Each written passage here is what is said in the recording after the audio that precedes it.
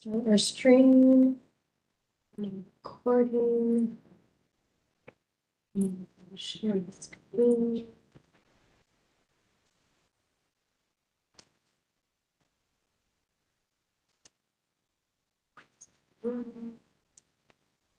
Okay, yes. Okay. Welcome one and all to the June 26th installment of the unedited. Hopefully in the rest. Apologize for the surrounding, but our normal spaces. What is it being used for? It's under construction. Oh, that, okay. We're gonna be there next one? I don't, I think it's going to be solid. Yeah. Okay. I'll swear in staff. You swear from the tell the truth, the whole truth, and nothing but the truth. I do, Stephanie Kensler, Planning Division. Thank you very much. Refresh my memory. I wasn't here last month to approve the minutes. Do we simply need a majority? We only need four. Mhm. We'll have to look for last month. Okay, let me roll call you all, and then we'll do the hearing format, and then we'll do the minutes, and we'll vote on them, but we will on the votes pass it. Okay, Ms. Parker? Yeah. Mr. Reeds? Here. Mr. Sublette? Here. Mr. Semansky? We barely have one. Do you have a? Rejected. Okay, and then the overview of the hearing format. For each case, city staff will present the application materials and read the staff report. Then our applicants will come up to the center table here and be sworn in and asked if they have any additional materials to present. Then our chair will call for any speakers. We don't have any speakers with us today, so when you do come up, just sit at the end of the table there and we'll ask for your name for the record. And then you'll be given 3 minutes each to speak. And then after that, commissioners then will discuss the case, ask any questions if needed, and take action. And with that, on to the minutes. So Your motion. yes, we need a motion. So moved. Second. The motion by Mr. Sublette, seconded by Mr. Semansky. Ms. Parker, Stay. Mr. Reeds, Abstain. Mr. Sublette, Yes. Mr. Semansky. Yes. We do not have enough votes for the motion to carry, so we'll continue these over to the next month's agenda.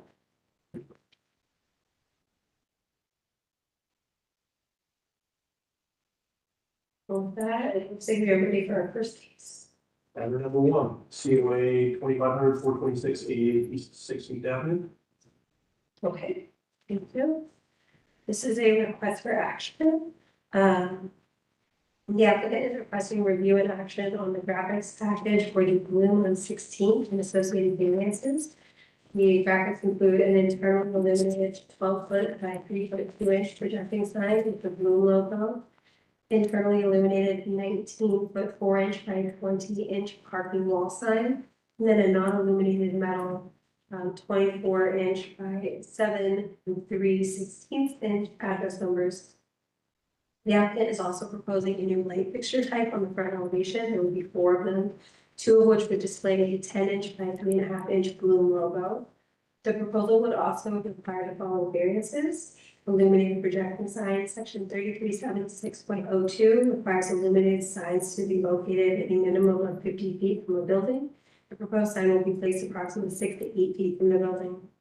Section 3376.04 limits the maximum graphic area of a sign to 64 square feet and the height to 12 feet. The proposed sign exceeds these limits. And then the garage parking entry sign, section 3377.14, which limits signage at the access point to a maximum of 6 square feet. The proposed sign letters meet these requirements. The proposed backer totals 32.3 square feet. The submission includes site plans, signage detail specifications, and new light fixture specifications. We'll go through the materials here. Not a ton has changed since you saw this last month, with the exception of reduction in size of this blade sign here. If you'll recall, last month it was much larger and pretty much covered most of these windows. So you can see them pretty dramatically reduced in size. And here's the rendering showing it pushed to the front here and then smaller. And the details of that sign. And then these haven't changed from last month. So this is the parking sign of the garage entrance. And, you can see the address letters here. And then new light fixtures, two of which contain blue logo, and here's just the more detailed specification for those last two windows. And with that, the application was originally reviewed by the UIDRB at the May 2025 hearing, at which time the board commented that the projecting sign needs to be reduced in size to be more proportionate with the building and to increase visibility from the windows behind the sign. The board was supportive of the remainder of the proposal. The applicant has since revised their submission to reduce the projecting sign from approximately 146 square feet to 38 square feet. University District Plan recommends pedestrian oriented signage, such as wall signs and projecting signs that are logical and complementary components of the overall design in terms of lighting, scale, color, style, and material. Further, the plan states the building should not be dominated by graphics. The proposal is consistent with these recommendations. The plan also includes guidance for signage size and placement. The proposal is generally inconsistent with these recommendations. While the proposed projecting and wall signs are larger than recommended, staff is supportive of the requested variances due to the size of the building. Regarding the placement of the projecting sign, staff supports the location as presented with the smaller sign. For the new lighting fixtures, the plan recommends the use of lighting that complements and enhances the architectural features and minimizes uplighting and light spillage. Proposed fixtures are consistent with these guidelines. As such, staff recommends support of the variances and approval of the submission as submitted without condition. Thank you. Thank you. We have no one from the public speaking to this case. I need to swear you both in. Do you swear from the building for the Yes, I do. Good. Do you have anything you'd like to add to this city's review? I think. No, previously we had head nod approval for 3 of the 4 locations. The one that we didn't have approval on is that projected sign. We have now reduced the size to meet the requirements in size, 12 feet and within the 64 square feet. The one thing that we do need approval on with that is the distance away from the building, it being between 6 to 8 feet from those windows. Originally, it was much more of a visual distraction because of the height and size of it, but now with the reduced size, those windows are more opened up. So that's the biggest thing that I wanted to call out. I have a question. Can you scroll down? I just noticed something. Keep going. I think your last that one. Sorry. Okay. So the lower left image, those are the proposed lights, the spherical lights with a. So the image, I wasn't here last month, so I apologize, but the image on the lower right, that's what you did have. So the intent on the original lights last month, however long ago, was they were kind of an up light and a down light. So are these now just going to glow that part of the building? So the original lighting is what was put through before the orb lights were proposed. The orb lights were proposed last month. So those haven't I don't changed. object to them. I'm just, but I think the lower right, I mean, it looks like it's twilight and the graphic is indicating that it's going to throw light up and down the building. So what you have now is just going to kind of illuminate an area around the light. Yes. Yes. That's my intention. Anything else? Somebody for comments? No, I think it was smart that you made it smaller because of the placement of the windows. It's always something that I try and visualize if I were to live in that apartment or in that space or in that, office space, what would I want to look at when I look at the window? So I appreciate you all making that smaller, and I think it's a beautiful design, so. I would just comment that I don't think size reduction diminishes the impact at all. Do we want to take a vote? I think somebody needs to make a vote. I'll make a motion, a vote to approve. I'll second. Second. That was a motion by Ms. Parker, seconded by Mr. Reeves. Ms. Parker, Yes. Mr. Reeves. Yes. Mr. Silva, Yes. Mr. Smansky. Yes. Motion carries. Thank you very much. Thank you, guys. Shoot.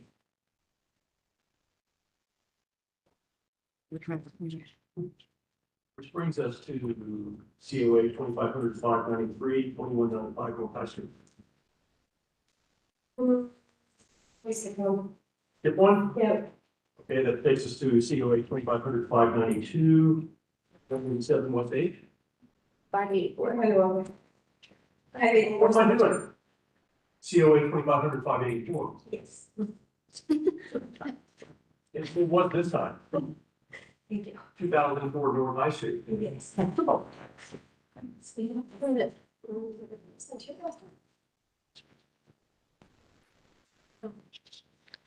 The applicant is requesting review and action on exterior alterations for a new tenant space. The project includes removal of all previous tenant branding, painting select brick on the west and south elevation, icing blue color, paint select brick on the south elevation with a mural, remove existing bump out on west elevation, replace the storefront system to match adjacent, replace existing double door entry on west elevation with single door, replace existing red panels with new icing blue colored ACM panels at southwest corner.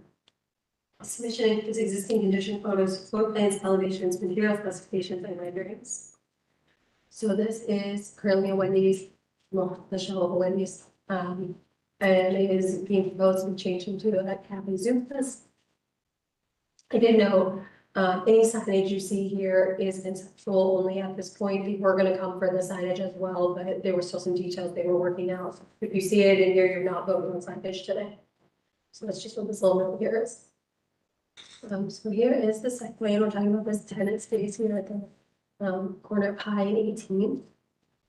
This is what it looks like today. Real quick, that's the bump out there, with the red. Is that what's being removed, that whole, No, what bump out? see the white and brown? That inset, So here is what's getting removed. So here's just some additional existing addition photos. Oh, so here's the elevation and with that bump out removed, they're just gonna match the storefront, match existing. You can see that we're going from a double door to a single here.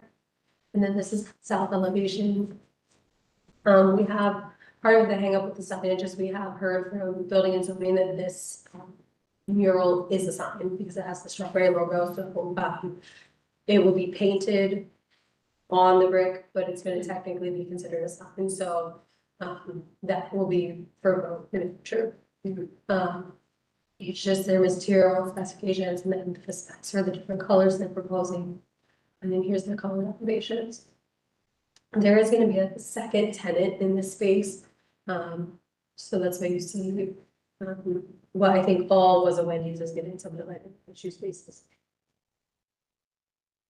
And here's the color version of the south elevation. And here's rendering. And then you can see this select brick painting here. These are those ACM panels, and then this brick is painted as well.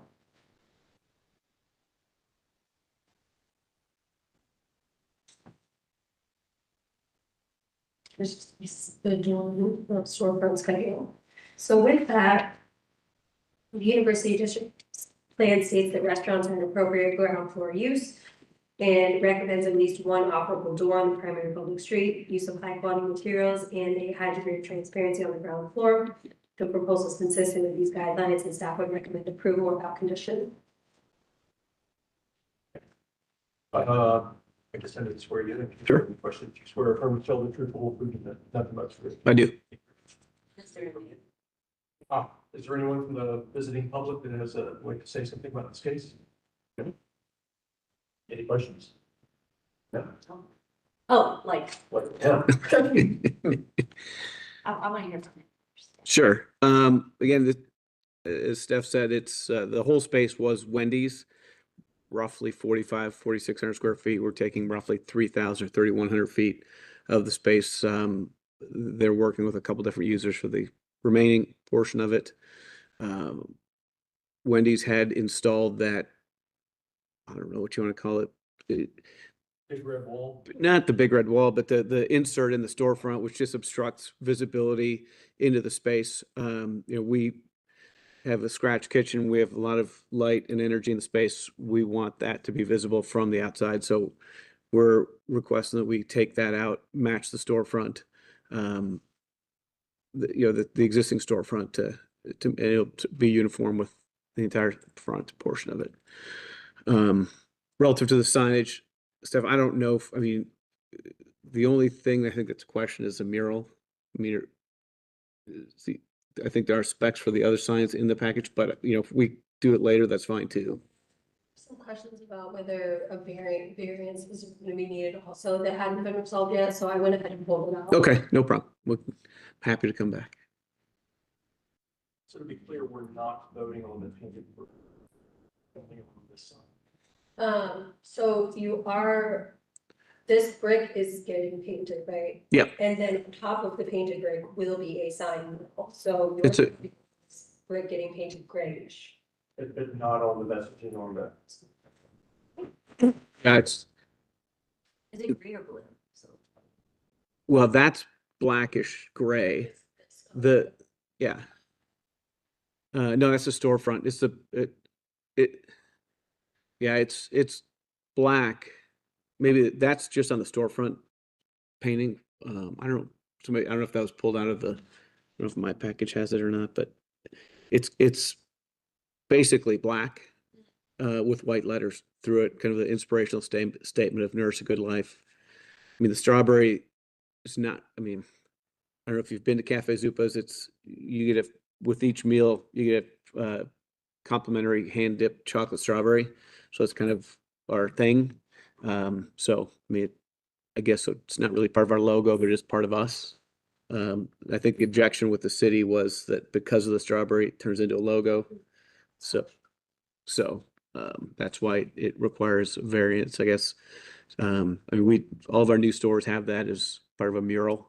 But everyone's kind of different as to how they evaluate it. is this lighting? It's existing. Pre-existing? Yes, yeah. It's all down lighting. Yeah,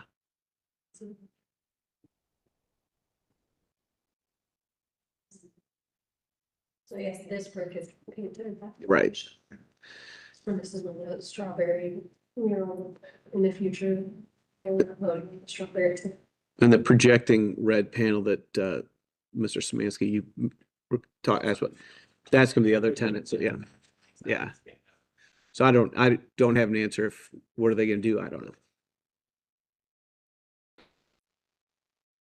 Change it from Wendy's colors for sure. And then I did have a question about the doors. So you Yes. said you went from a double door Yep. to a single door. Yes. Can you explain what your choice was? Sure. We have electronic locks on all of our restaurants, which enable us to remotely open them for service or vendors or things of that nature. So that, and from just purely security standpoint, a single door is much easier to secure than the double door. Also, vestibules take up a ton of space. So if you have a double door and the vestibule, it just needs space. So we've just found the single doors work well in a space standpoint as well as a security standpoint. I have a couple, but I feel like I'm hungry. So yes, no. And then I did want to know with the pre-existing icing blue, is this part of your logo color? It is part of our branding, yes. And I saw that there's a painted wall, which we're obviously not really talking about, but is there another larger space? This space right here. That's kitchen, kind of back of house. Okay, where is that on the street? Do you mind pulling up the Google Maps? That's on the side street. The pictures, well, yeah.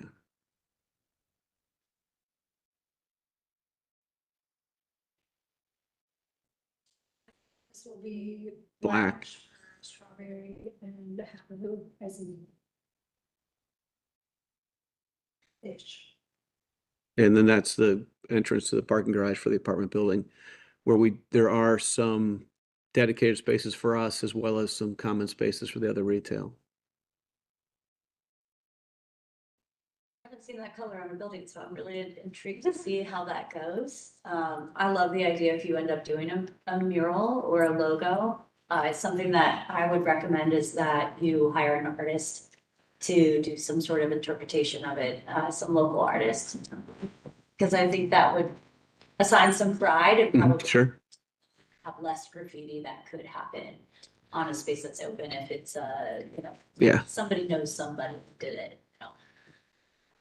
And then if that icing space did end up repeatedly having graffiti in the future, I would also recommend doing some sort of mural on that as well, because it is such a large space. Yeah, it is, we treat the brick, before we paint it, and we seal it. So, you know, unfortunately, in these somewhat urban spaces, graffiti is a unfortunate reality of, we just make sure that it's an easy surface to remove it from. But part of the design is to have consistency among your restaurants. Yes, yes. Yeah, and it's an evolving kind of thing. I mean, as one of our founders said, you know, when I joined the company 12 years ago, we went through all of our restaurants in Salt Lake, and it's like looking at your old high school yearbook, you know, what you thought was cool freshman year, the sophomore year, and you kind of look back like, oh, geez. This is an evolution. I mean, you should, if you look through our website and our older stores, it's a nice evolution, positive. Well, I like how you brought the windows all the way down. If you are removing that piece, I think it was smart to add those. Those would be my comments. Take a motion? Move to approve? Second. That was the motion by Mr. Sullivan, seconded by Mr. Smansky. Ms. Parker, Yep, yes. Mr. Reeves. Yes. Mr. Sullivan, Yes. Mr. Smansky, yes. Motion carries. Thank you very much. Look, Thank you. chocolate covered strawberry. Yeah. I'm just in Easton for the time being. Okay. Until this fall. When we open down here, not that we're leaving Easton. Yeah. Expanding. I think this is the correct order. COA 2500 Yes. Yeah, 2195 Thank you, Sam. We're good.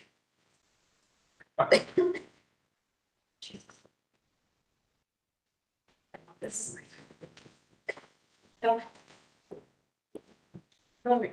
COA 250059 2195 North High Street. Applicant requesting review and action on a proposed new mixed-use building that is part of a larger retail project of location West Benny 2195 North High Street.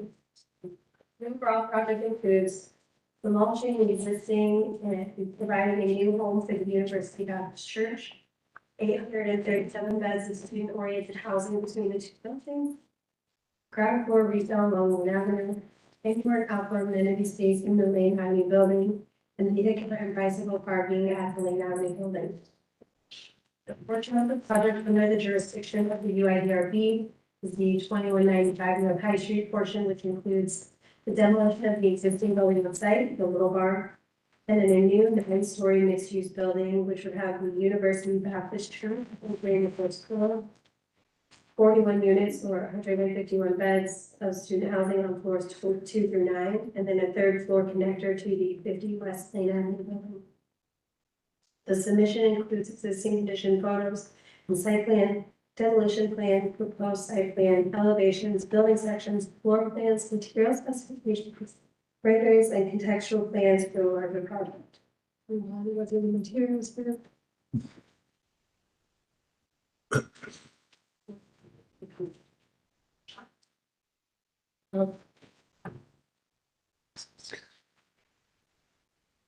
Here's the overall site plan. We are specifically talking about this portion of the project.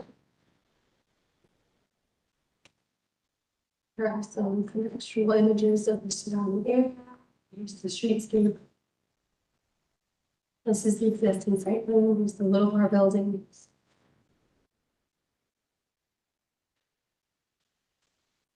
And here is the proposed site plan for this portion of the site.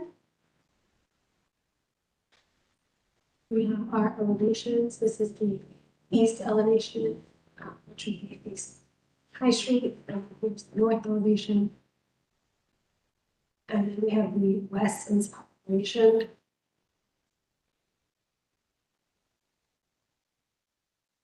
So these are slowly moving, here's the sections. And the floor plans, and this is the first floor plan. And they are showing the, where the exterior lighting will be. They do have specification, most fixtures. And then here is a typical floor plan for the upper stories. And then the roof plan. And then here are our material specifications. This gold right. So here is the different materials they are proposing. And then we have our renderings.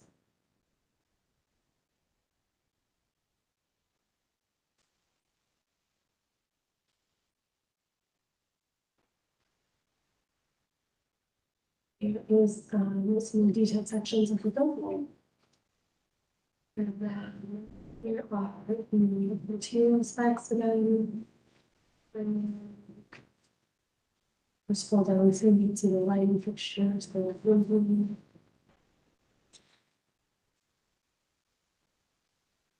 You can see stuff on the wall scrolling like this. 500 profiles.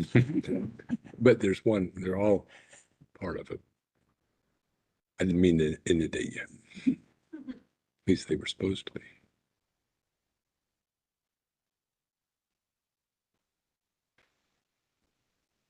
That's, they didn't give us the colors. That's fine.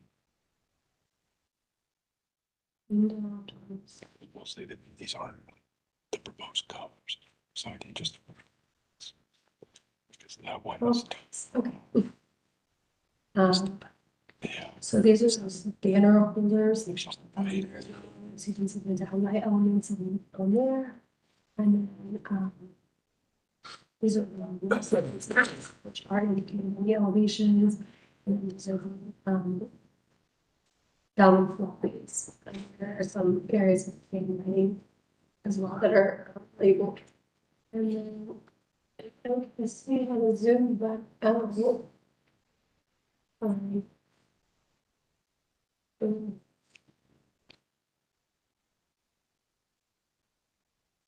Okay. And then you just have the contextual images here showing like the old development. So this is the building that we are talking about today, and then this is the Lane Avenue building. So you can see the different now that parking on the ground floor. And then just units, common areas. And here's that connector. You can see in the third floor. From here are just some, again, contextual elevations going into the building. So this is the building we were talking about. There's that connector, and this will be its neighbor.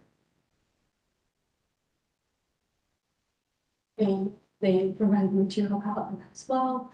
And then I did ask one of this of things that have changed since the last review, which we will go over momentarily. Go to the elevations.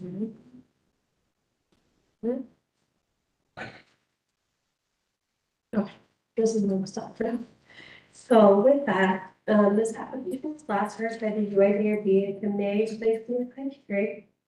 At that time, the board recommended design changes to improve the relationship between the base of the building and the tower, as well as revisions to the white sign band element. Since that meeting, the applicant has made the following changes. On the north elevation, they changed the masonry detailing at the wall above the two bays, large curtain wall openings, and between the two cast stone entrance elements. They removed the cast stone band and added a brick panel. They placed the raised lettering "Faith is a path, not a fence" in the cast stone entrance element. Excuse me. They modified the west entrance cast stone facade, extending across with a reveal in the stone. And then they modified the west entrance curtain wall demonstration. On the east elevation, they changed the masonry detailing at the wall above the 3 bays of large vertical openings. And from the south corner to the north, cast stone entrance element. They removed the cast stone band and added a brick paneling. And they placed the raised lettering "Love is enough" in the cast stone entrance element. Additionally, they've added railing and sidewalk to the site plan on the south elevation. Punched window basis of design was changed to the Anderson T100 windows. The banner bracket basis of design was changed to a similar model that has integral lighting that we're just looking at. The W2 type light fixture was added to the south and west elevations. Window details were added to the typical building sections. A roof plan was provided, and then those contextual drawings of the 50 Westland Avenue building. Staff notes, this property was rezoned as part of zone in phase 1 and is now subject to the requirements of the urban core district, which includes a height limit of 12 stories or 150 feet, or up to 16 stories, 200 foot max, with an affordability bonus. Staff notes that a certificate of appropriateness is required, meaning that the proposal should be consistent with the university district design guidelines in the context of the broader policy vision established by a city council with zoning. University District Plan recommends a mix of uses on the site, and that new buildings address the corner, include a high level of transparency on the first floor, and lighting fixtures that complement the architecture with minimal light spillage, as well as public art. Calls for buildings' height and mass to be mitigated to setbacks and building articulation. All the architectural materials. The proposal is generally consistent with these recommendations. Additionally, the plan recommends the incorporation of landscaping, including street trees and the creation of enjoyable public spaces. The current proposal does not include these elements. Staff notes the applicant advised there would be additional street trees on the Norwich Avenue frontage of the Main Avenue building. The plan also recommends enhancing pedestrian orientation by reducing reliance on automobiles. Therefore, the applicant is encouraged to provide additional bicycle parking beyond the code minimum. Lastly, the University District Plan recommends preservation and rehabilitation of existing buildings to contribute to the district's diverse character. The existing building on site is potentially contributing, circa 1966. As such, staff requests the applicant complete a HABs light report in coordination with the planning division prior to demolition of the existing building. As such, staff recommends a conditional approval with that condition being that a HABs light report be completed and submitted to the planning division for review and acceptance of the Little Bar building prior to issuing a CO. Thank you. Do we have anyone from the visiting public who would like to comment on this case? You would step to the microphone, please, and state your name. Oh, shoot, that microphone, okay.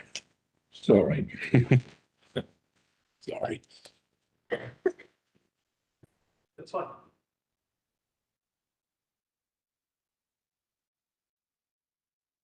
My name is Bob Singleton. I live at 2339 Adams Avenue, 3 or 4 blocks away from the site. Well, it was too big before and it is now grotesque. Half would go from 8 stories to 12, Little Bar from 6 to 9, dwarfs the neighborhood, overwhelms Fort Norwich, which is just to the north. Why is it growing? Because zone in allows it to grow. Purpose of zone in was supposed to be housing. What new residents coming to Columbus in years from now, looking for a place to live? Which of those new residents is going to choose to move into this place? The rents by the bedroom. What new resident would choose to live in an overgrown, overpriced student dormitory? This isn't about housing, it's about profits. The Little Bar and the project across the street, CBS, are bookend barriers separating, dividing the university area from the North Campus area to the north. And instead of bringing them together, this project or these projects will keep them apart. That's all I have to say. Thank you.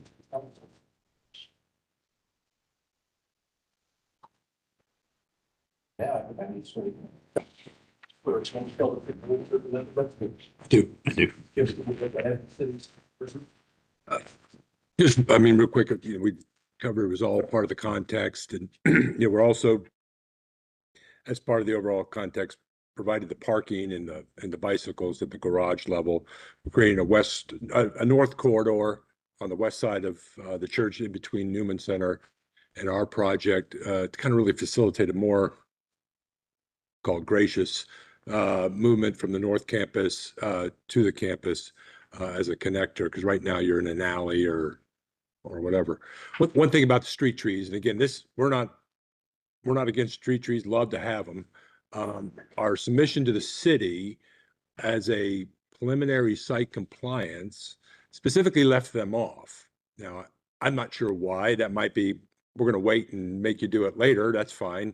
But also might be concerned that the sidewalk is really tight. I mean, it's a 10-foot on Norwich, 8-foot on High Street. So they just might feel with the traffic and all that stuff. But my point is there wasn't an active design on our part to exclude street trees. There's an existing tree that we either keep if it can survive the construction or replace, and we show that on the site plan. It's over there on the east side. And that's just really just point of clarification. But other than that, I think, your discussion last month was really helpful, kind of focused this in on, what was important about that, this shot specifically. And really what I think getting rid of the banners, which became a little bit ticker tape-ish, whatever, it just unifies that whole as a separate from the entrances. So it kind of highlights the entrances better, I believe. Bringing in the inscriptions into the entrance at the corner there, I think was a good idea as well. And I'm hoping that you all enjoy the improvements or agree with the improvements. But other than that, I think we're ready here for questions. Just for clarification, maybe I somehow missed it, but what happened to the trees? So that's the city. That's the city's prerogative. So that's the city's property. We don't have any property for which to make a decision whether we're going to plant a tree or not. The tree right there on the right side, that's out of the right of way, and we're planting a tree there, right? So, I mean, So they informed you? yes. No. There's no trees there now. Oh, okay, no. Yeah. From the plan. Correct. I was just. Sure. I was interested in not following. Yeah, and again, gotcha. And we've submitted 2 preliminary site plans, and they both had landscaping off of it. Mark on the 2 different photos. Sure. Location, and then, so, I agree, I think the first floor, the improvements are huge. The only minor concern I have is kind of the metals and just kind of breaking at some data point and looking at the profiles there, having the deeper profile above the lower profile. So maybe kind of talk through Sure. the materiality on those things. So the idea here, we've got a little bit of a darker brick. This is 75%, 25% of this brick, and we kind of melted. So it's looking a little darker than it really is, because overall, this. So it's all in the same, you're mixing the 2 types in that. Yes. Okay. Well, no, I'm sorry. I don't want to mislead you. So what we were trying to do is get the base to be a little bit darker. So we took one brick and mixed it with this brick. This is 100%, this Georgian modular is 100% of stories 2 through 9. And then what we took is a similar brick from a similar plant and mixed in 25% into this toning, just to give it a little bit of sense of a little bit of weight on the lower level. So it's a mix of those 2 on that lower, but that one. It's 100%. Yeah. 100%. So it'll give a little bit dark, but they're real close, and they'll be a little bit more closer than this. We have a little bit darker mortar color proposed in this one, and then kind of matching the brick for the brick above. Then ignore these colors. So just, I mean, that kind of looks in that rendering a little like there's more differentiation in color. You're saying on those, it's gonna be fairly consistent because you're matching the order to that. Right. So, I mean, it'll literally, there's the first story, there's 2 through 9. And with the break in the band, and I don't know if that's gonna read as dark as it looks, but the idea was to give it a little tonal difference. Maybe just give a more half to that base. Keep talking about. Sure. So you have to ignore the color.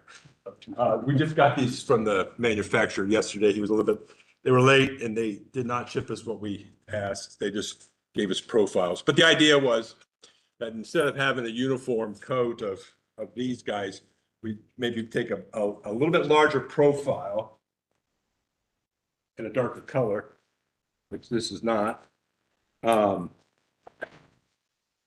Get a little more shadow, and then when we take it up, just to kind of break down the scale of it all, we would go. For the deeper profile, it's the lower. Yes. That makes. And I apologize for the color. Oh, That makes more sense. I was looking and like you had the. Oh. Profile. well, looking at these colors, you would think that, looks like they gave me some sample colors. We literally just got this. Yes. Apologize.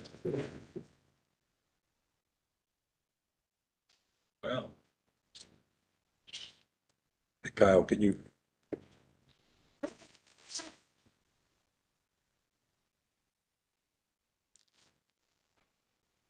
That's right, they really packaged it. Yeah, they're helping me out.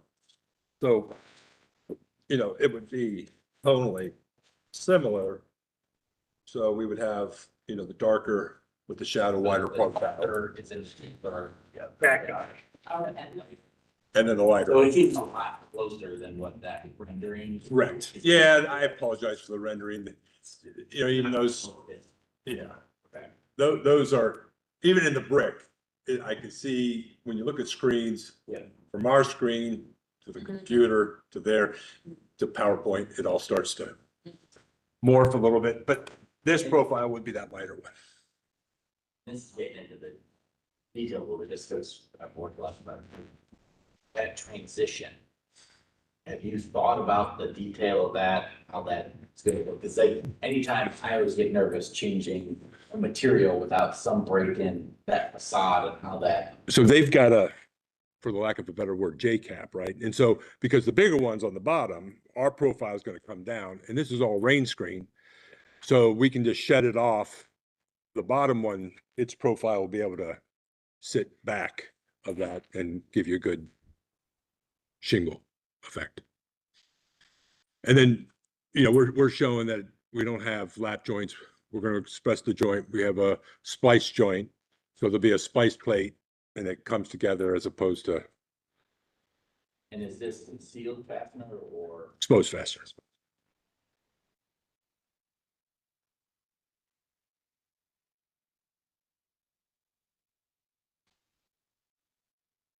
My only, and I trust you as the architect board, that, I'm not a huge fan of that datum line just breaking where it is, with similar materials, even though they're different profiles. But it's not something that I would hold this up. I think the metal is a good choice. Yeah, I think if they were all one, it would be brutal. And I think we would. Yeah, I Yeah. don't have any great idea how else to. Right. Do it on that elevation.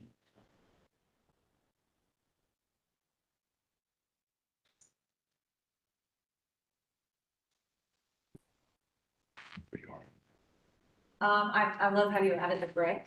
I think that was nice that you incorporated that into the design. I also like that you didn't like an imprint of the cross per se at the entrance. I have a couple concerns for this. The first is that I would like to see maybe how this will play out with the existing places around it. So a lot of times with the place that we were looking at, that was over by the other bar on the corner off of High Street that just did, the wood, what was that one? Oh, Cinder. The stew, mass timber. Yeah, mass timber, we were able to kind of see how that would play with the neighborhood, in a sense of how, They have that scroll down, the sheet that, shadows.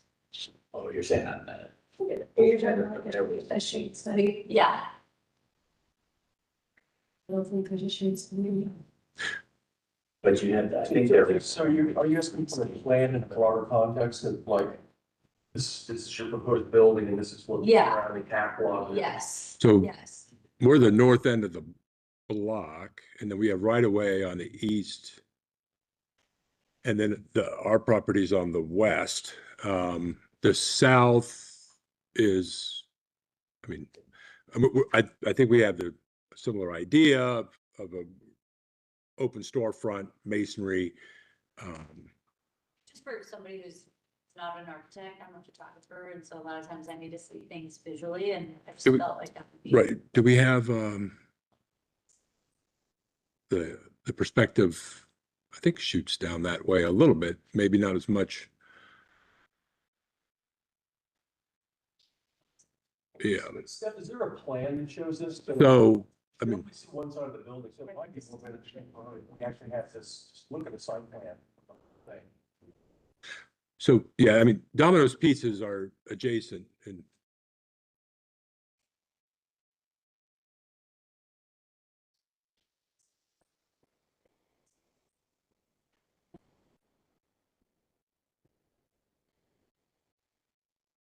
Yeah, I just kind of felt like it was kind of.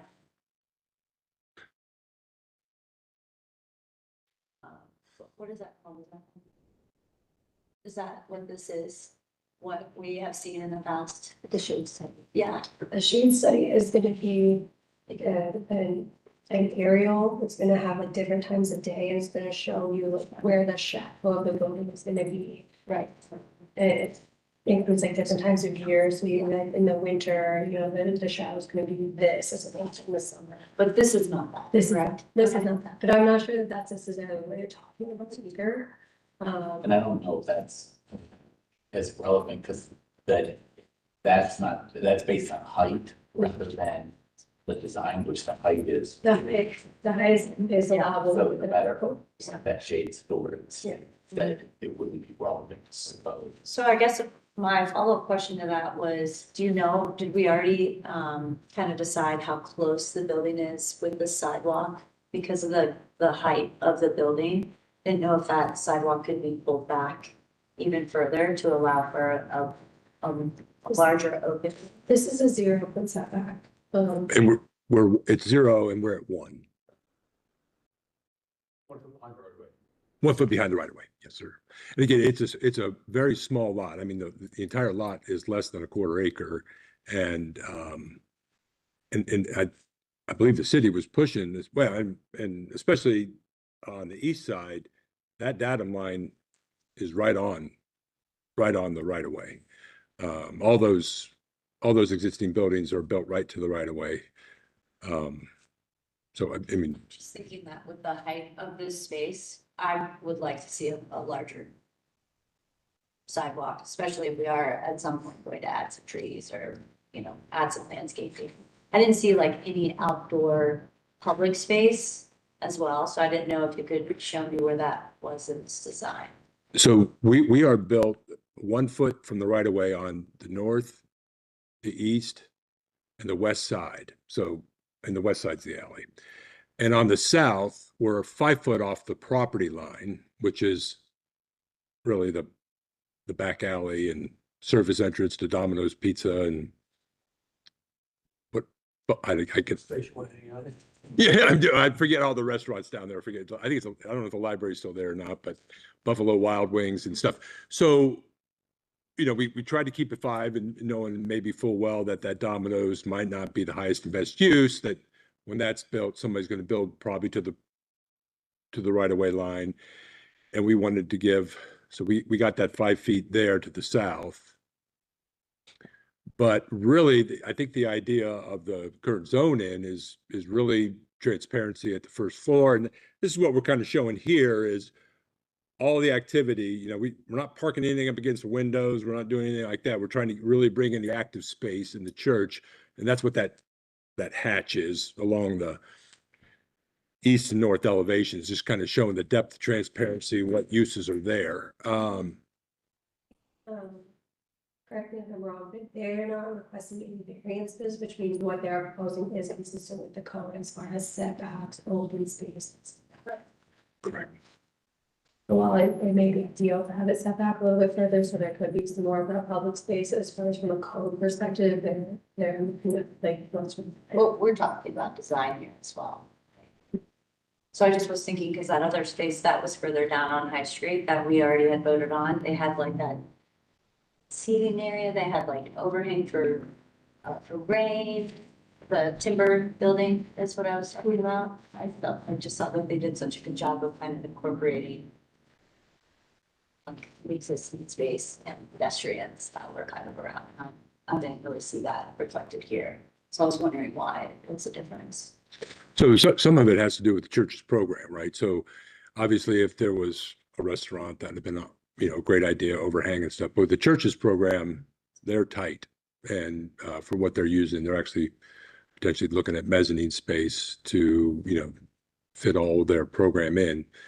And Yeah, but I'm talking like longevity, you know, like right now, this is what the church is used, but in 10 years from now, you know, I'm just thinking about in the future as well. So I'm just was asking. okay. Can I ask you to comment at least briefly on Mr. Singleton's concerns about the relationship, how your building relates to the area to the north and to the university?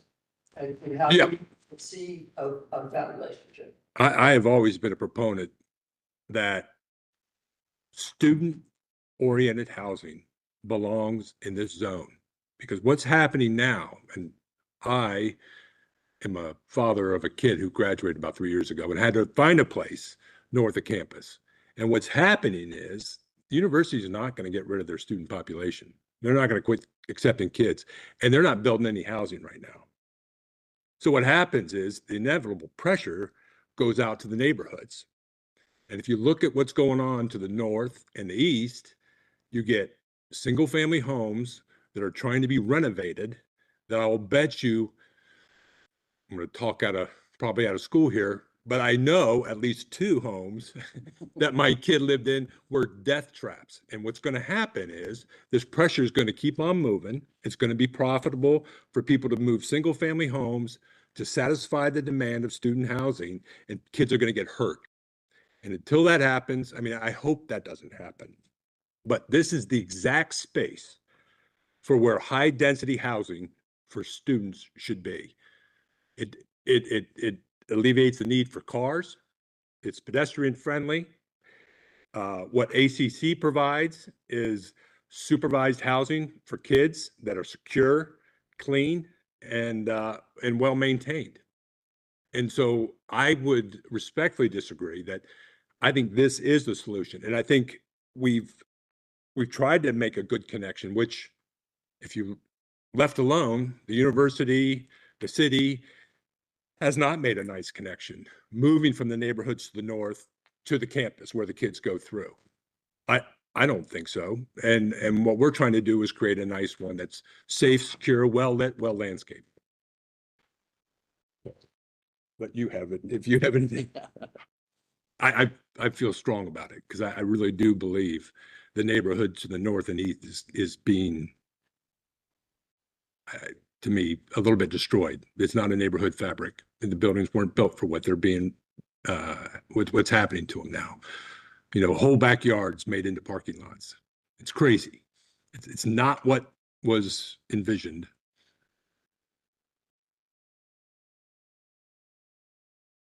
I better quit.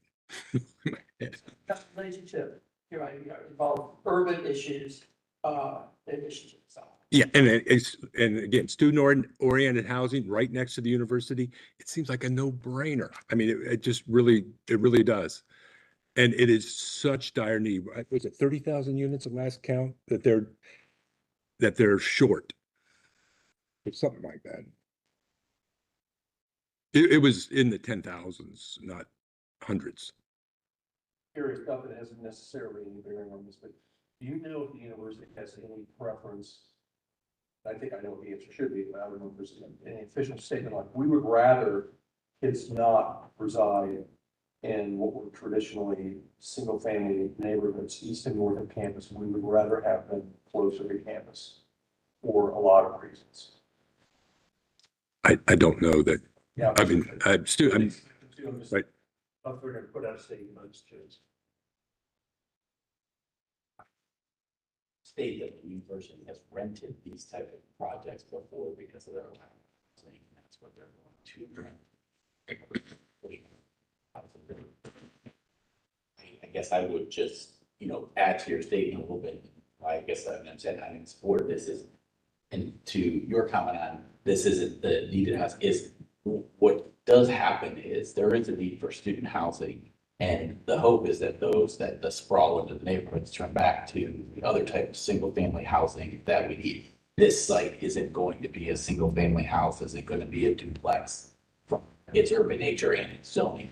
And so the more of this that does get built will then force landlords to fix up or say, hey, I'm not turning these three or this single family house into three, and not to.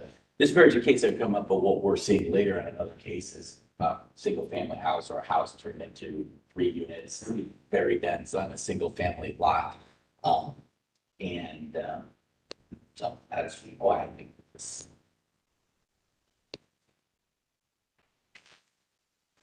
So now we have to vote on this, and you need 4 votes for this to go through. Right now, my vote would be no, so I would almost suggest that we do a continuance for the next meeting. So that would be my suggestion if you wanted it to pass. Well, I was going to say, I certainly wouldn't affect my vote, so I appreciate you being so upfront about that.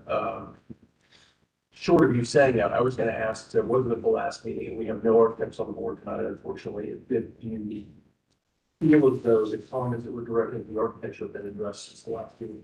If I wasn't here in person, I just wanted. Question for me. Well, I mean, I wasn't at the last meeting. people who were in attendance, people I like think to you make make a very, impressed. I think you make a very good point. I miss the architect segment here in terms of going after a project of this nature. And I also understand, I understand the urban. I would like to hear architect's opinion on design issues as well. I mean, I think it was generally favorable, and I mean, in my opinion, and what was their objection was, and again, I mean, I think even one gentleman said, I would have voted for it if you had added it up, but if it was up for a vote, he would have voted for what we had before. But I think some of his ideas were spot on, and I think we responded to him and the like, and I guess. But and again, if the no vote is because of the overall formal aspect of it, it's not necessarily design, it's actually the formal aspect. Really, the program of the first floor is kind of your objection. I'm not sure if we're going to cure that. I'm sorry. The program of the first floor, in other words, we're not getting well, I shouldn't even say what it is. I should ask, because I'm not sure if it will be cured, right? That sounds like, my understanding of what your comment was that you would prefer if there were increased setbacks, so there could be some public realm, whether it's benches or like a grass strip or something that's keeping something like that. So if the building was set back a little bit further, Yeah. just to have some similar. And so, Yeah, you also mentioned public part. I didn't necessarily see that. There's Come on the river. on It's the, all strip of it. yeah, on the alley side, there is a placeholder for some public art. right, Um, and then Unless that's gonna have some type of commercial copy that would make it a sign, we wouldn't really have any purview over that. And then our west boundary with Newman Center as part of the, that landscape walk is also incorporated. Obviously we didn't show it because, well, I mean, it might be shown on one of the elevations So we have for Lane Avenue. that landscape walk you're referring to, is that shown in any of these drawings? Should be, I think we put an overall site plan. It should It was, we had be, both building footprints. yes. Toward the end. Yeah, I think it's, Because I personally, may have missed that as well, but that may, depending, we'll look at it, may potentially satisfy some of Ms. Parker's concern about the lack of open kind of landscape space on the site. so, Because we do have to keep in mind that this is just a part of the project, so thinking parking, it's like, for our section, maybe that's not parking, because there is no parking requirements, but there may be things in our section that look inconsistent, but when you look at the whole project, it's actually not. should be up near the top. You know, It should be up, I think. I don't think yeah, I don't think we have an overall site plan. We Yep. have the- No, I think it's down, with one This more, is what we had for this section, and then there's the contextual. I think maybe 3 or 4 more. Well, after this, not that one, obviously. A blank one. Nope, well, maybe one more. Or it started with the context drawings, where the Lane Avenue was. It's in there. Yeah, it's definitely in there. 121 pages, it's over here. I forget what the, This technology is not vague. yeah, if we go up. One. Sorry, could you, so that's a poor one. Sorry, I could swear we put a site plan in there, but it's the, on the left-hand side of that. I was gonna keep scrolling to see. if there's Okay. further, but Fair enough. I'd like to hear more about what it is. So, well, that elevation is where we're proposing, and those would be the art panels that we would make. But, so we kept this building 15 feet off the church, the Newman Center's property line, our property line, and the Newman Center's property line. Come on, site plan. I can't believe it. I know it was in the last one, but anyway, the big idea is right now, University Baptist Church and the Newman Center kind of created a nice little garden right down there by their Crimson Cup thing.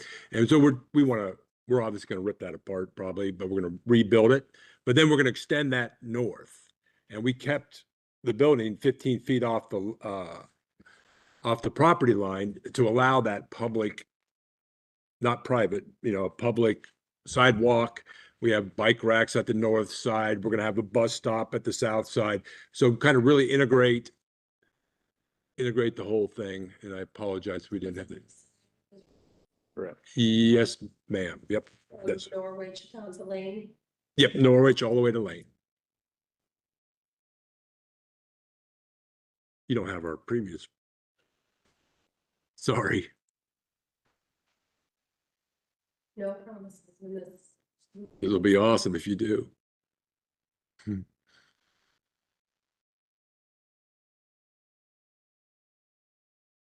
No.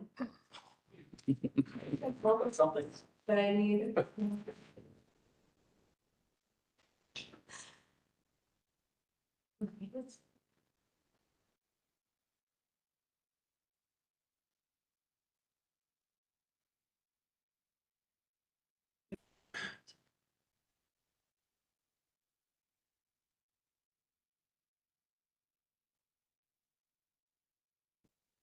Yeah, that thing's a monster 40.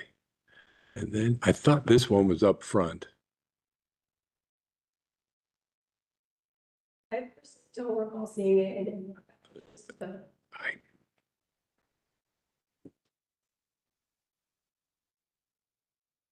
Come on. There we go. So, so that little crazy sidewalk and everything is kind of what's existing. It's really very nice. And then we were going to extend it all the way up. And then we have bike parking and a little brick. Yes. All the way up. And then there's bike parking at the north end, north terminal of that. And then there's, we're creating a little patio at the south end, and we're trying to talk to Coda and maybe convincing them to locate their bus stop to that area as well.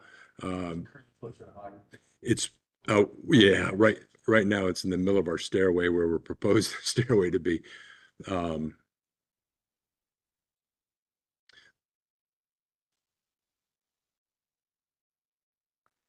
Is this your only design that you have submitted for this, like the short board?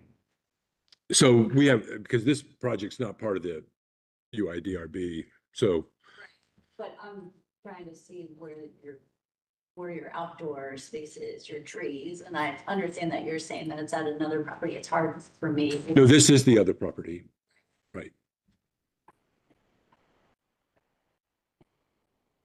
Renderings. Oh, for this, I do not believe it's in there.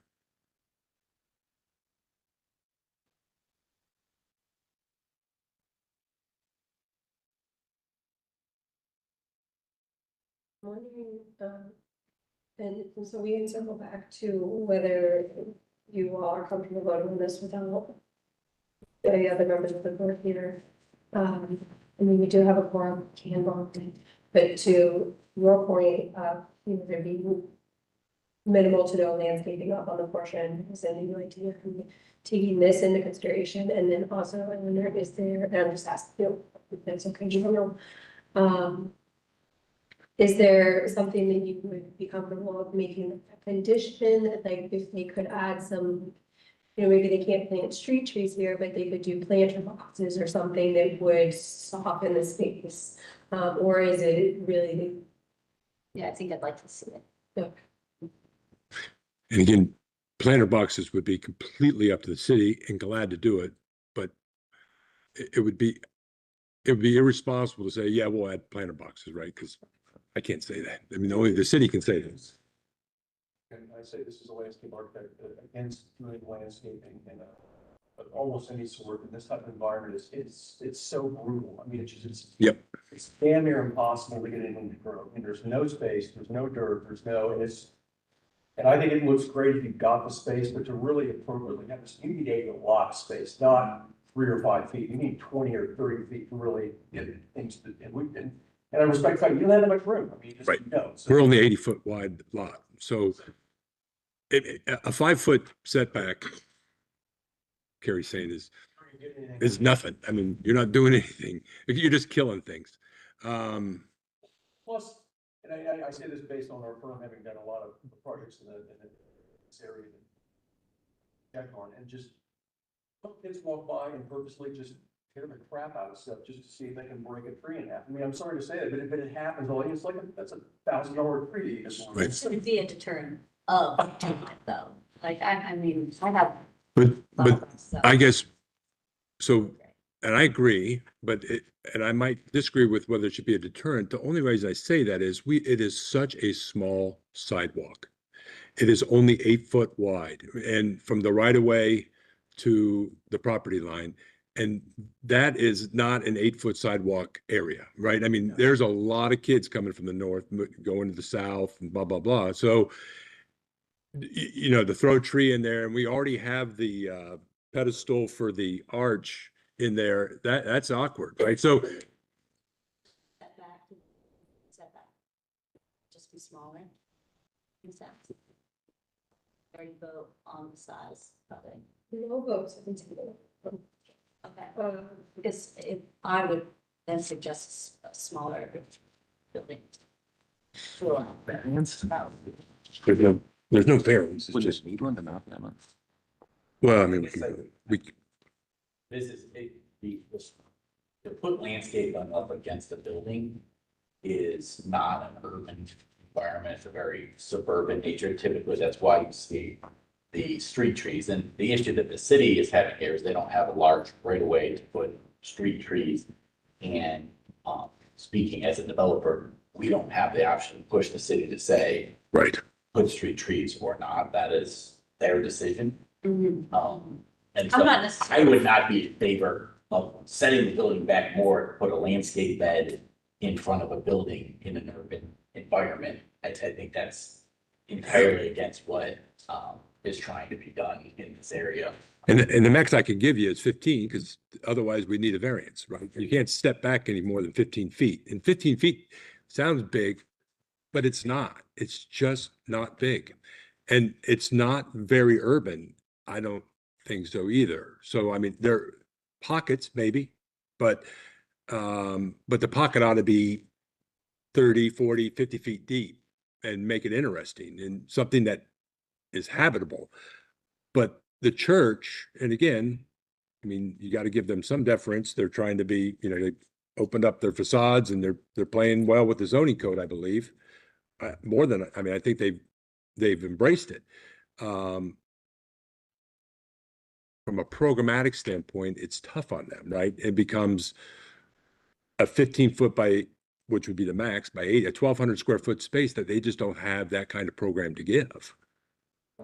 Just to clarify, we have to tie all of our comments to the Yeah. the code guidelines. And there are guidelines, which you can see in the staff report, that do refer to, let's see, creating enjoyable public spaces and that do talk about landscaping and street trees. So you are in your right to make a comment. The issue we run into is that there are 4 of you here tonight. Yeah. And so if that is your comment, that's fine. If then we run into the issue of needing 4 votes. right. And that may be less of an issue if you have 5 people or 7 people or, so. I would advise you to come back, is what I would. I know that's not what you want to do. No, I made I left Maine at 5:30 today to be here. I wish I wouldn't have. It's really unfortunate, I think, that we are missing from the viewport, and this is such an important project. And It doesn't it's reflect. not good, and I truly feel for the misfortune. Okay, well, Buildings there a long time. These are not-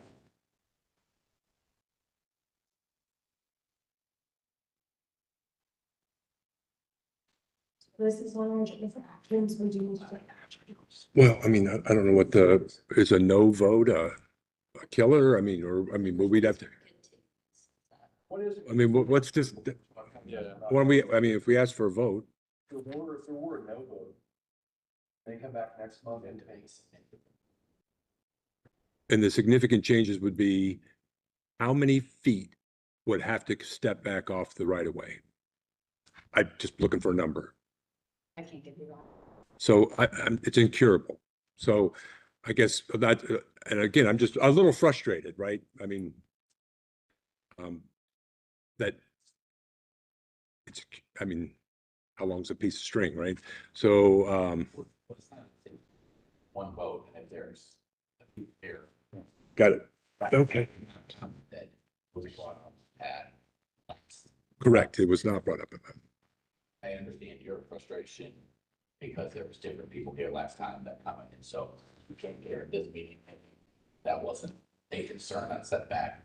But there will be more people here. XXO. Are the attendees published pre-meeting? So we know that there is going to be a full board next time? The meeting that. I mean, I literally traveled from Maine at 5:30 this morning to get here. To answer your question, I mean, the board gets the materials a week in advance, just like the applicants, and then we confirm, all we do is we confirm that we have a quorum. So that we needed 4 people to conduct the meeting. But as far as like which board members are going to, that's also the thing we put out in advance of the meeting.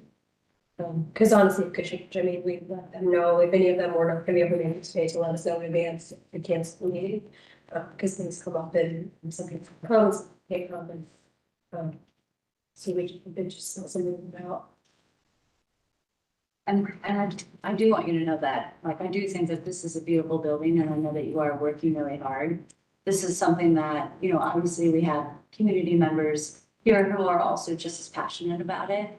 And so I don't want you to think that this project isn't gonna happen. It's just a matter of, you know, making sure that it's done as best as it can, so. I guess where I'm having trouble, if we're just saying, Mitch, ask a continuance, don't change a thing, let's wait till next month. I mean, if that's what we officially are saying, that's what we're officially saying. Well, I mean, you had mentioned that these materials didn't necessarily match what was in the picture, right? So. The profile matched the colors, but I gave you the colors here, so it's all here. So I don't think that, like, the board can't say don't change it. Because regardless, even if the architects were here that were here last month, they may not agree that you have satisfied the Got it. suggestions that they made. I don't know, Sure. they're not, so. But see, that's why I'm in a quandary, right? Because now it's going to be potentially another month, right?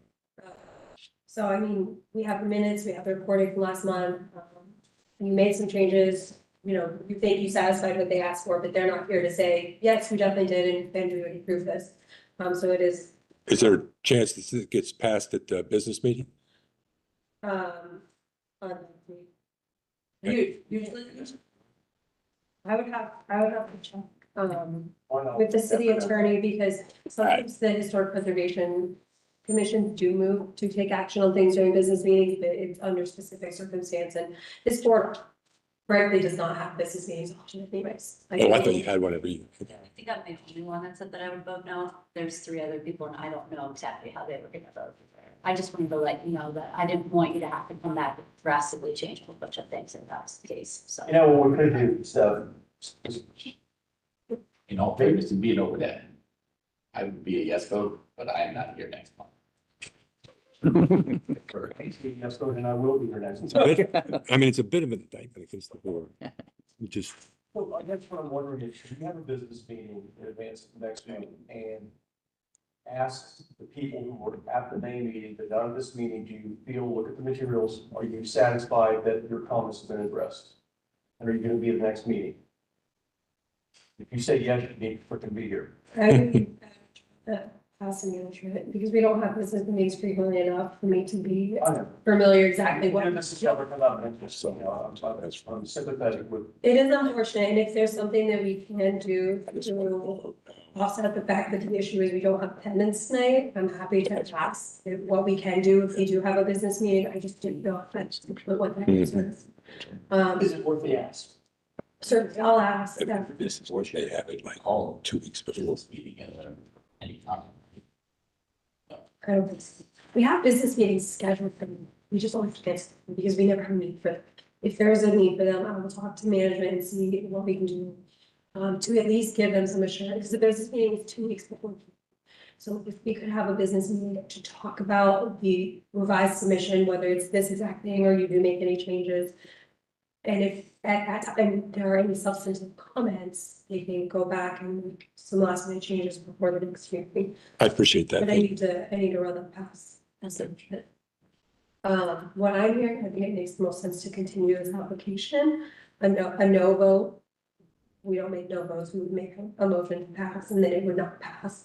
That's not ideal. I think that makes things more complicated. You could, So do we need to vote, have a motion? I would Continue? do a motion to continue. Someone needs to do that, so like, I can't make it. I'll do a motion to continue. I'll second this. How's the motion to continue? I Ms. Parker, second, Mr. Reed's. Ms. Parker, yeah. I second. I'm sorry. Ms. Parker, Yes. Mr. Reed's. Yes. Mr. Summit, Yes. Mr. Smith. Yes. Okay, motion carries, motion to continue. I will check in on the business meeting. Thank you. And just, I drag him all the way from Texas every time. If he doesn't show up, is anybody going to take offense? I mean, I hate to drag him. I hate to make the travel. I hate to, A representative. sure thing. And I will be here. I'm not on vacation. We just need a representative here to get some. I'm happy to come again. Thank you, guys. Appreciate it.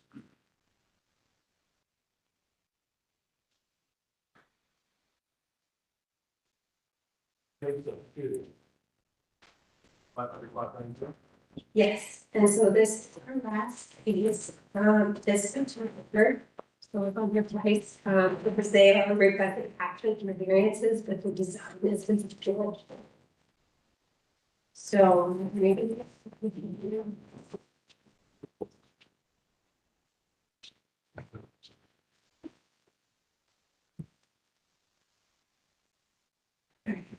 COA 25-00502, 175 feet avenue. The applicant is requesting conceptual review of the proposed new residential building and recommendations for associated variances. Project includes demolition of an existing house. I see that I forgot to write circle when, I work with the preservation folks. And they were pretty successful for that 18th century house. New 3 unit residence, 6 parking spaces, which is set the double stack to the rear. New rear yard tree, sidewalks connecting the rear parking with the units as well as the sidewalk along Westgate Avenue. The proposal is also requiring, the following variances and read them as written. 32.5.905A, maximum lot coverage. Maximum lot coverage is required to be 30%, and 37.7 is proposed. 33.25.907 parking, 10 parking spaces are required, 6 are provided. 33.25.903 maximum floor area allowed is 2,600 feet, 1.5, and proposed is 3,932.25 square feet, 1.75. 33.9 lot. The existing lot was 37.5 feet and 50 foot required. 33.23 is side yard to allow for a side yard of 3 foot and you would require 5 foot per setback on the west property.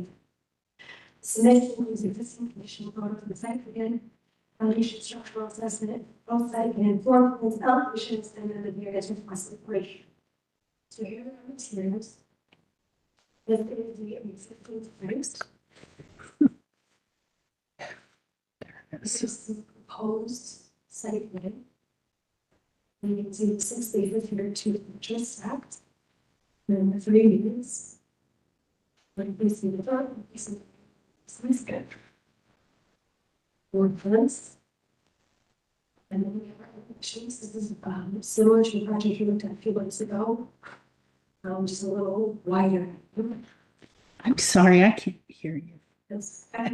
I know you have it there.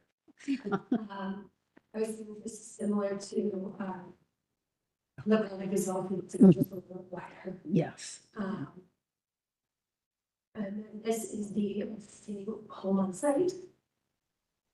We have the assessment engineer. Supporting the demolition. Here are some photos of the basement, and some activities, if there are any questions. There is a photo from here. And then here's the application right there.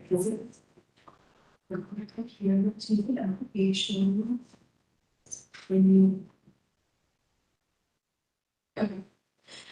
So with that, proposal is generally consistent. The university digital plan then recommends the site medium intensity residential projects that fit within the neighborhood context and are of high quality design and enhanced pedestrian connectivity. The proposal is consistent with these guidelines. However, the plan also recommends a maximum FAR 46 and the 12% of the lot area be preserved as landscape open rear yard. The proposal is inconsistent with these guidelines. Finally, the plan recommends preservation of contributing buildings. The existing building on site is potentially contributing circa the 18th century. Staff request the applicant provided a detailed photo documentation prior to any demolition. Staff is supportive of the design as presented, but notes that more detailed architectural drawings as well as details on materials, lighting, and landscaping will be required before the board can take action. Further, staff is supportive of the variances requested and encourages the applicant to further reduce the parking to 4 spaces to allow for additional green space, given the availability of street parking and close proximity to transit, pedestrian and bicycle construction. As such, staff recommends support of the variances, do not have a recommendation on the design, but estimates and conceptual review. Can I ask a equivalent question? Is it an 18th century building or a building of the 1800s? I mean, 18th century buildings are extraordinarily rare. No, it's 18. It doesn't look like. It's about 125 years old, I think. 1895. Yeah, Yeah, so it's 19th century. yeah, it's 19th century. It's just a- Sorry, and I I haven't. know the neighborhood, I'm really close by, and No, I apologize. That was a typo. surprising historical. That would be amazing, yeah, Apologies, that was a typo. okay. Right. Yeah, I had our historic preservation staff look at the Singapore maps. And the house has been there for, so. Oh, I'm not saying that the house is, No, it's just yes, no, you're correct. 1800s. Yes. Apologies. So you're not. I need to swear you in. Yes, I do. Anything you'd like to add to the city? I would, what's happened to this building, I would say is a bit unfortunate, from the previous owner. First of all, my client bought this property and the property to the west. He's already renovated, put an addition on the property to the west. And his intention was to do the same with this building. However, the condition of the foundation, which was much worse than he had assumed. And what they basically did is they didn't do any kind of concrete shoring for the, when they dug the basement down, first of all. It's just basically a dirt wall. And then the other issue is there was no maintenance ever done on the rubble stone wall for quite a long period of time. So what's happened is water has penetrated the rubber stone wall and it's deteriorated the ledge detail that's kind of holding everything up. So It's crumbling. it's crumbling, the ledge is crumbling, the wall is crumbling, the mortar has not been, tuck pointed or taken care of. And therefore, and he cannot recommend, we'd have to underpin the whole thing. We cannot underpin this stone wall in the condition it is in. We could, I suppose, raise the whole house up and put a new foundation in, but first the cost of that, but also given, the same lack of respect that was taken with taking care of the foundation was also done to the house itself.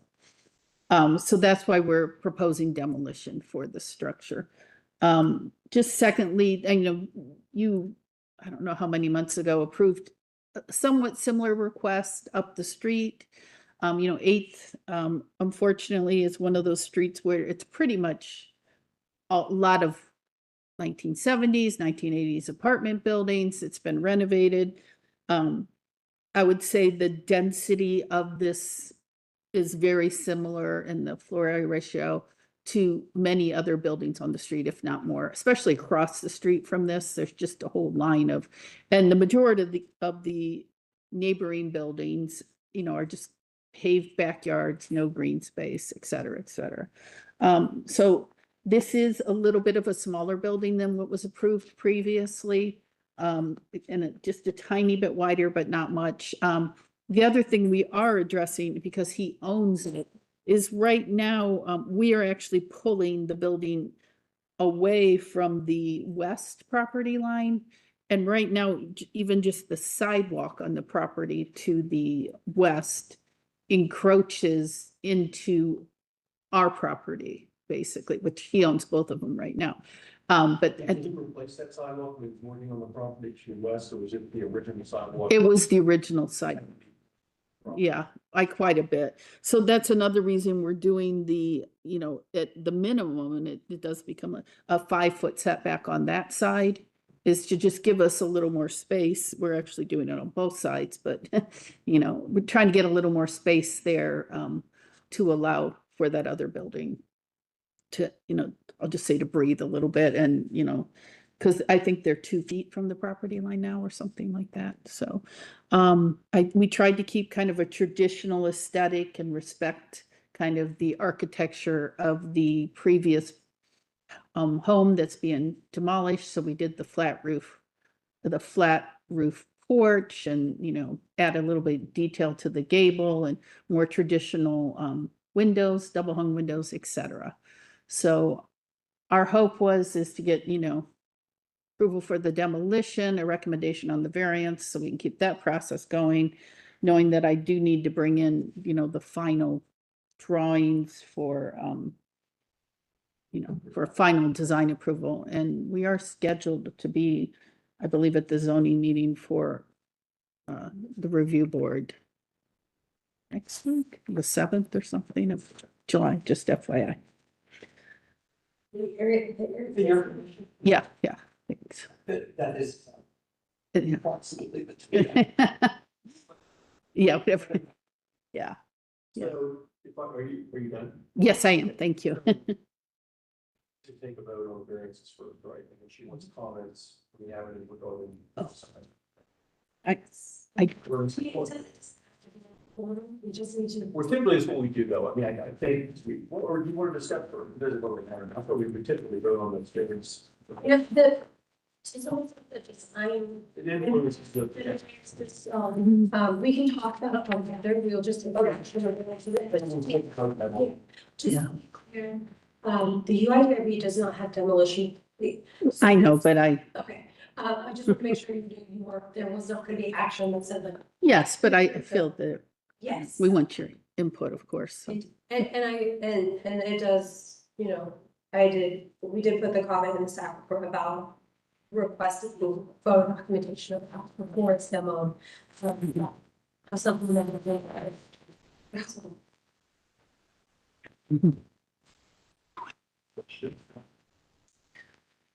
I'll look at you first every time. Give the part of the table. I'll chill out for a little bit. You had a rough I'm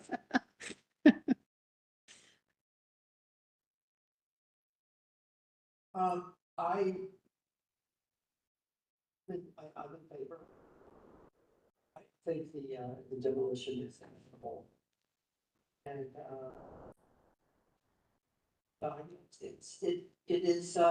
it's fitting to the street. Mhm. I have a question, so looking at the east elevation, so what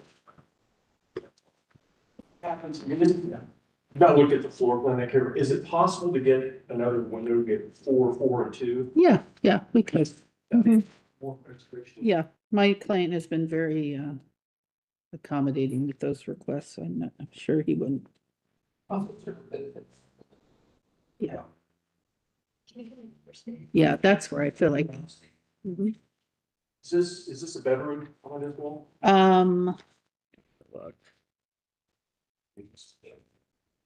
Scroll, yeah. Yes, it is. So I personally would like to add another window I in was the gonna middle say, unit. that'd Be another one. Yeah. Yeah. Like that, and probably a good thing. Yeah.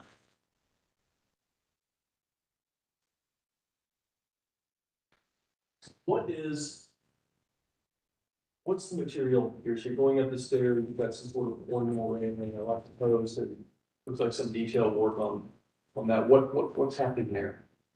On the porch or on the, Below the porch, so below the. oh, it is block. And this is block as well? Yes. And what kind of siding is that? It is, well, he's been going back and forth, but I think it's going to be hardy board siding. Mhm. Yeah.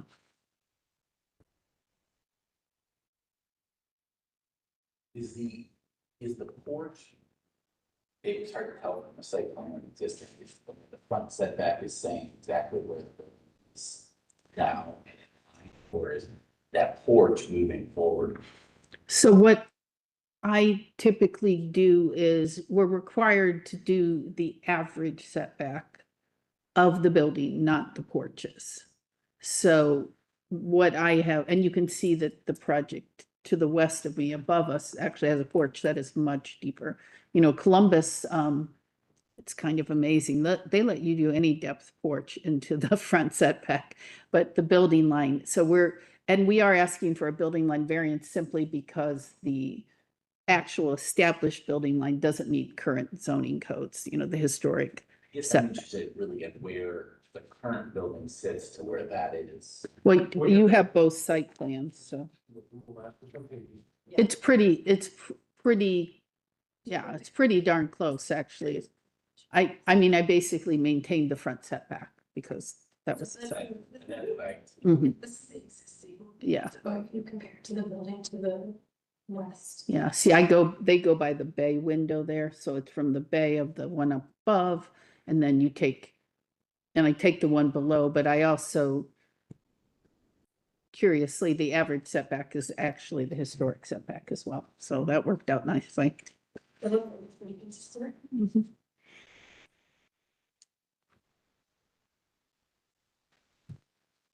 So can we go to Google Maps stuff? This one thing that we typically do on these projects, just, I just want to get a sense of the depth of the, if there are, if this seems out of whack with respect to how deep. And I do have a little Google's map section on my, my site plan page too, if you can't find it.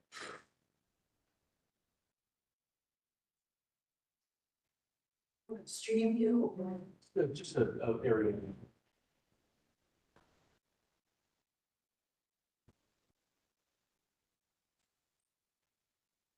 So this map doesn't reflect the addition to the house to the west, Yeah. which is built, oh, there, now you can see it, yeah.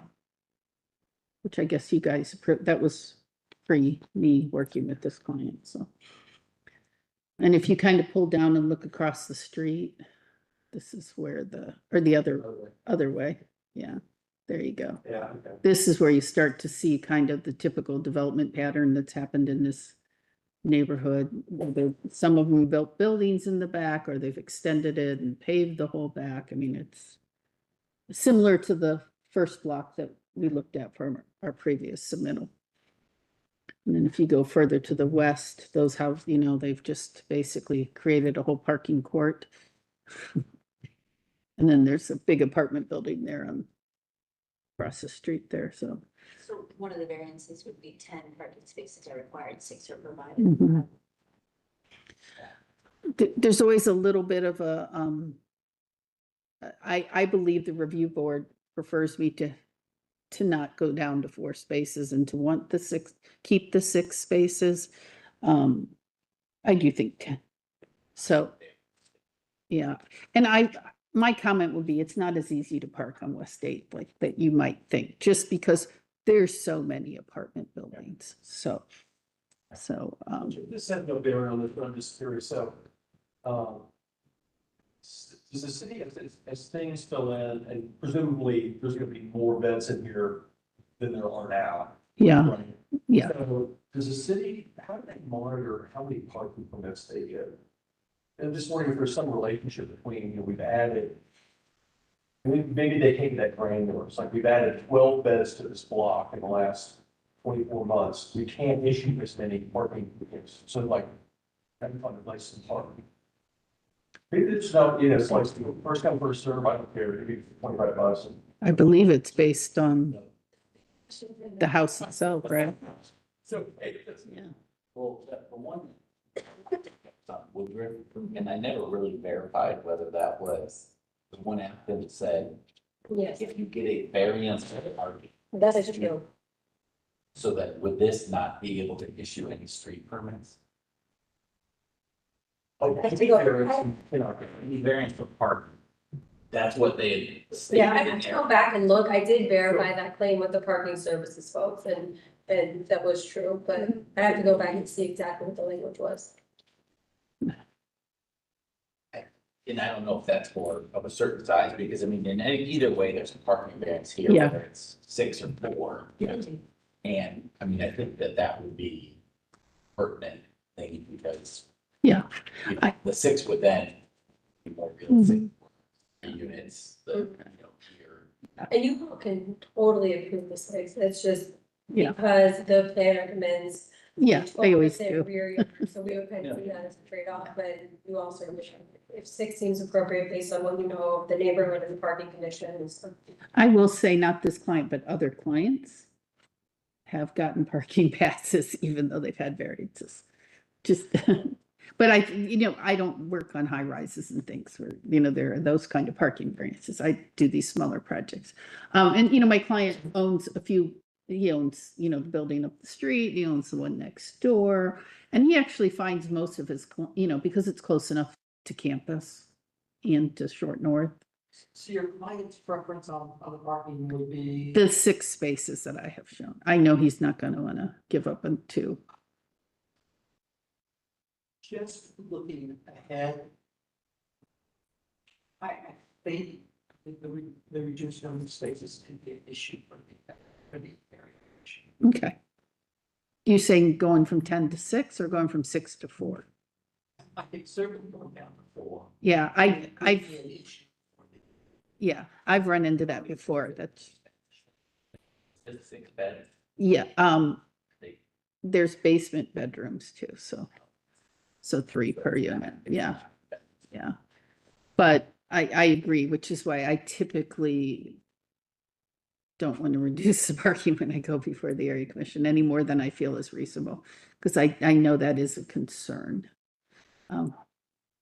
So, and we could have fit 2 more on site, but we didn't because we wanted the green space.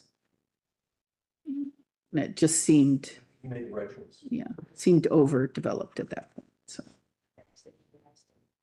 Like I said, he like, I asked him, I said, how do you decide who gets what spaces? And he said, Julie, it's never an issue because he said probably 2/3 of my tenants don't have cars. I said, oh, okay.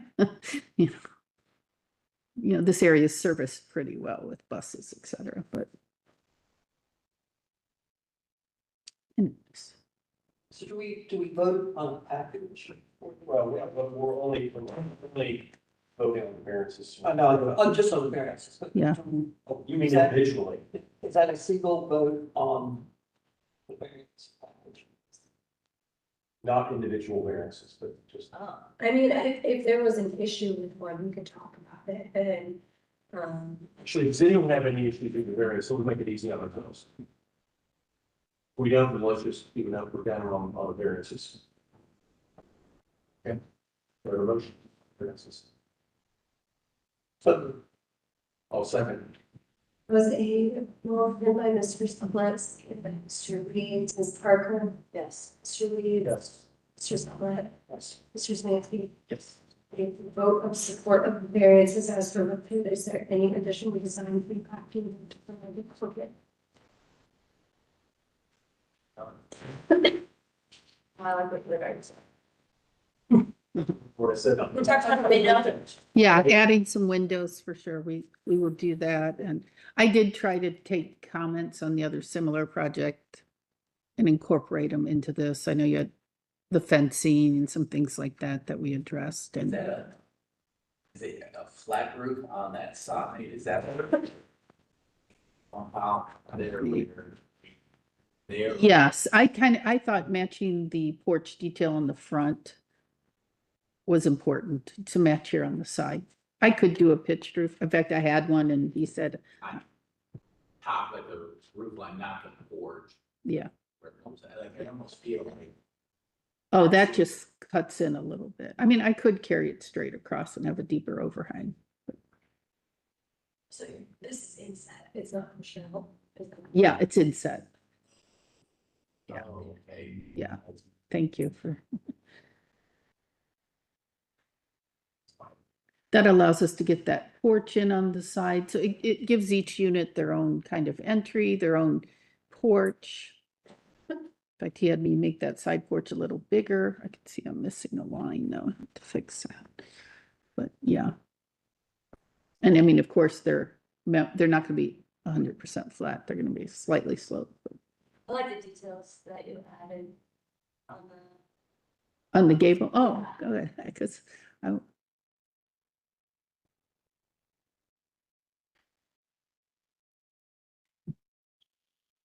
Okay. Do you feel like you have a change? Yeah, yes, thank you. Back next month. Probably not. I'm having my shoulder replaced, so yeah, thank you. So I think I'm gonna have to defer a month. We'll see, but Yeah, See what August then. but I'm hoping to make the University Area Review Board. It's gonna be a tough one. Thank you.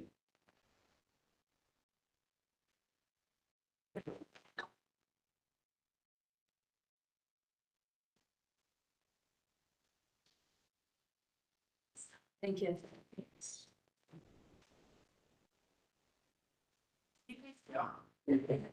We're still going. Close. Any spectacular on staff approval? Spectacular might be an overstatement, but, I'm trying to think of these some groups. It seems like someone is really paying attention to, like the catwalks on some of those like 60s, 70s apartment buildings, like where you have the two egress stairs up and the stairs that go across the second story, because we've had a lot of those come in. Like for replacement or? Mhm. Yeah, so any of the ones you see on your agenda are gonna be like for like replacement where they didn't change the footprint, or like, you know, maybe they had to change the structural element, but it still looks pretty much the way that it did. We've had a lot of those come through. So I'm not sure who's paying so much attention to those right now, but that's probably what happened, these are, if I had to guess. And then some signage. I think that's probably the highlight.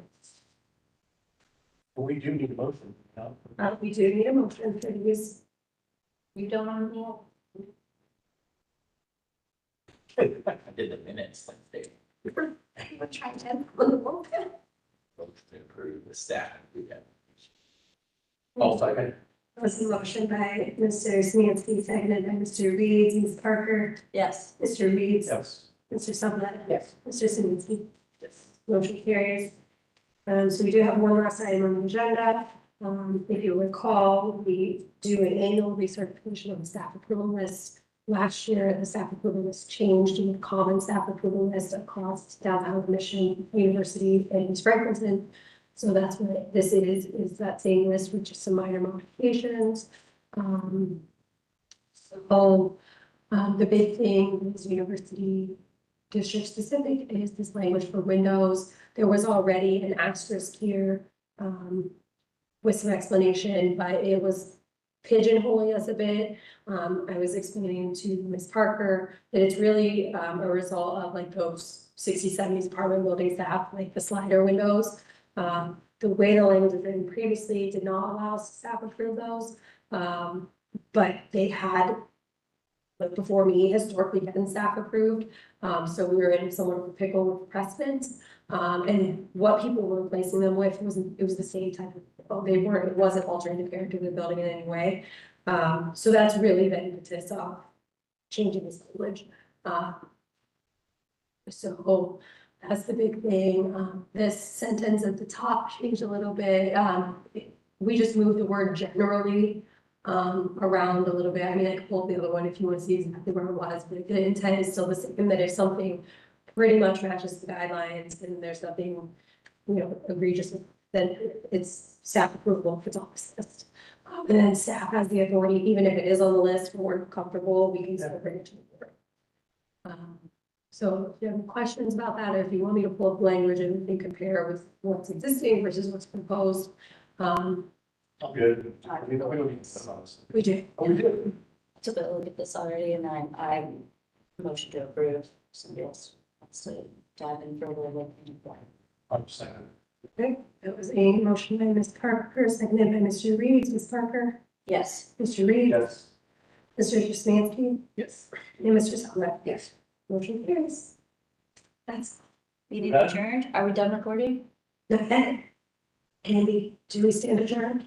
I believe we do. Okay. Turn all this stuff.